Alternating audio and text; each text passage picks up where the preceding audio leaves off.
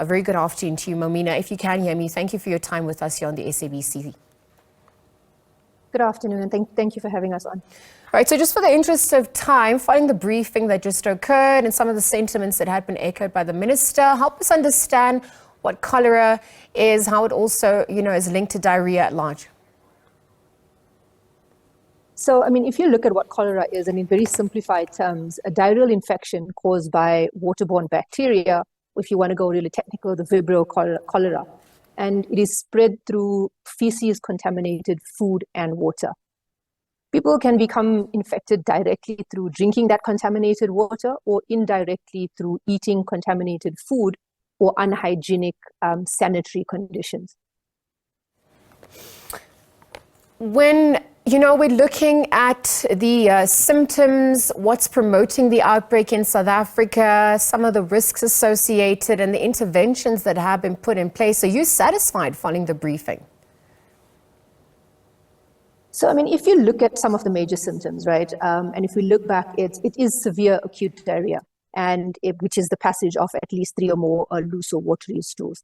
Plus, it's also the nausea and vomiting, it's the fatigue and the weakness. But as a result of the diarrhea, which is the most critical risk factor, is the dehydration, which is the electrolyte imbalance that we're getting. And this is obviously exacerbated in children and in the elderly, but also in our vulnerable populations. What's really important as well is that it's not always possible to see these symptoms, and many infected will have either mild symptoms or no symptoms.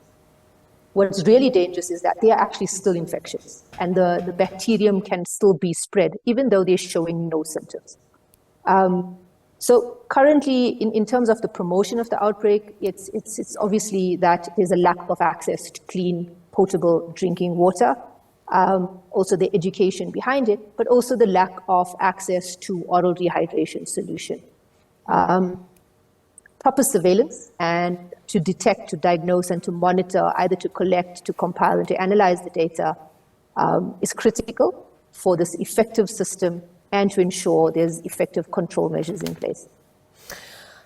Just as we wrap up this chat, the issue of water scarcity in South Africa is not a new phenomenon that's come up. Many parts of the country experiencing water cuts and shortages. Mm-hmm.